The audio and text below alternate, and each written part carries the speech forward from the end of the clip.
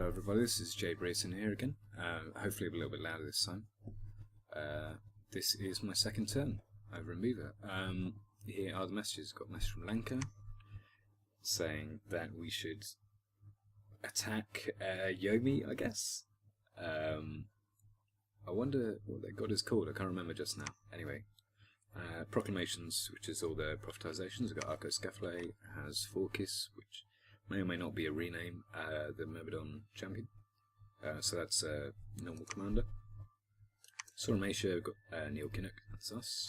Calum, pros don't affect the Sastar. Sastars are a high leadership flying commander. So they're actually quite a good prophetization target. They also have the scout for those stars, but they didn't bother with them. Pangara, on the other hand, is a black harpy. Black harpy is their scout. They can get them in every forest province, so Pangara usually has really good scouting because of it, and they're only 25 gold for a flying scout. Very handy.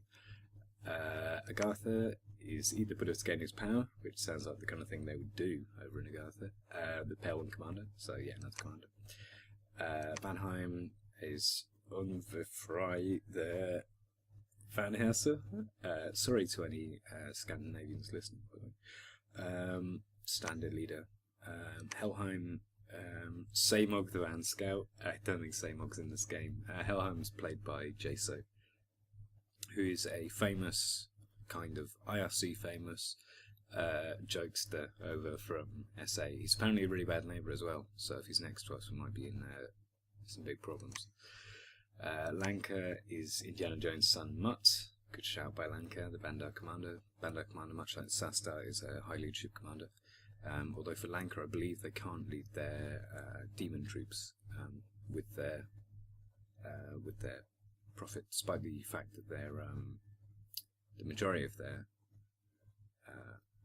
priests have the ability to lead undead. I could be wrong on that, but I think it's true. I played a bit Lanka. Yomi is a mad Ted. Imagine Ted Cruz fucking even more the bandit leader. Yomi Strange, they get two commander scouts. They can perform both roles. They're kind of useful actually, but they're mainly only for leading independent troops and bandit troops, which are the only Yomi troops that aren't undisciplined. So if you want to guard a commander against assassinations as Yomi, you actually really have to get bandits or indebs. But in the early age, I mean, their bandits are usually pretty fine compared to whatever you'd find anywhere else. Beritos, assists in medical emergencies, Berishan captain, just another standard commander. Zabolba is Backlum Charm, may or may not be a rename. I don't know much about Batman stuff. Rillier is Prince Charles, so yet another member of the British royal family. And let's see what happened in Polgrave. Got two mounted commanders of the unarmoured kind, which is nice. 15 heavy cav, which is very high, and 6 heavy infantry, which is manageable. So I'm going to have to save both groups of archers to expand into that. And we've got Obscuro, which is brilliant. Love Obscuro. Good mage. Plus he's got glamour and stuff, so he's impossible to spot on the strat map. So difficult to target with assassinations and so on. I put the researcher ready into Conjuration. Normally with Death Nation you'd probably go for and jump first for level 1. In Conjuration, Sauromatia gets a special undead summon called an Ancestor. Ancestors are kind of bad, but they are on the good side. Ethereal. So you will run into problems trying to attack them. I think Helheim and Vanheim don't have magic weapons actually on their sacreds. They just have standard weapons. So it might help a bit in stalling if we get attacked by them. I might seem paranoid about that, but they are really my main early game threats. So I've already given them to Neil Kinnock. Neil Kinnock is also set to Summon of Courage spells. If you put them here, you should be able to buff up the morale on these lancers and also on one of the groups of archers. I'm going to go for fire cavalry. should hopefully target the heavy cav, or even better if they targeted the mounted commanders. But I could be wrong on this, but I don't think the randomization on it allows you to target commanders normally. We'll see, might happen, might get a fluky win off that. And then these guys just hold an attack. They should be okay defending against lance strikes. I would rather they get hit is the main thing than in the first instance, at least, than the archers. Archers, good morale, same true for lancers, so that won't be a problem. But at the same time, just be really nice to not lose on pretty much turn 2. So let's go for it.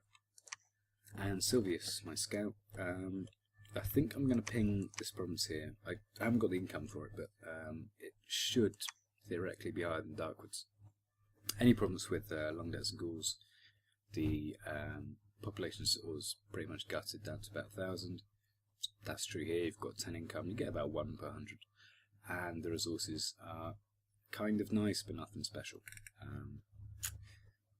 And the throne, Dragonscale Mountains, 138. So 138 is pretty high up the province order.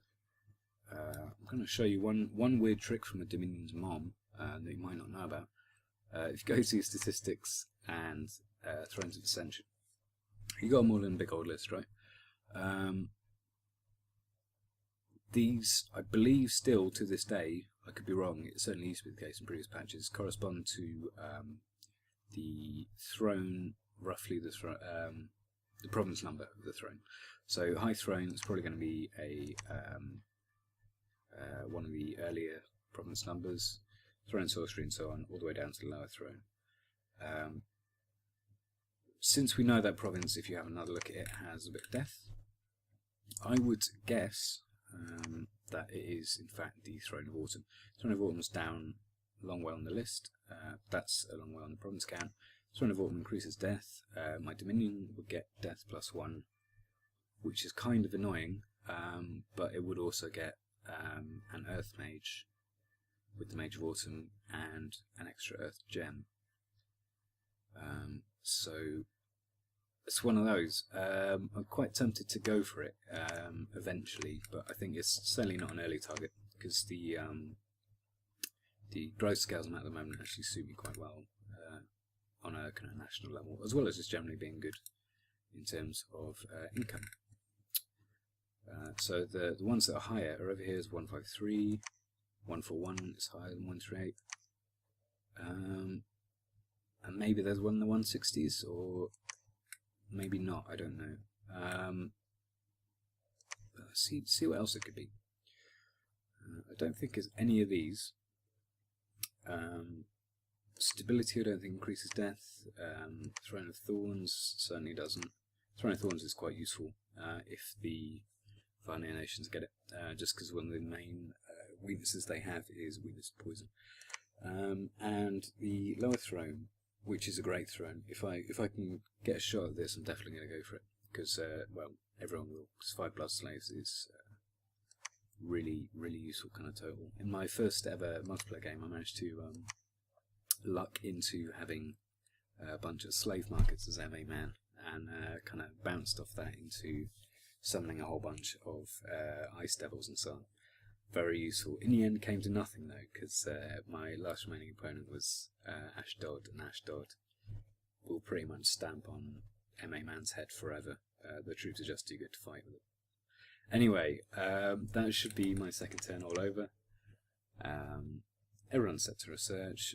Looking at mercenaries, I bid for the Black Fists. The Black Fists are a reasonably high quality mace infantry unit.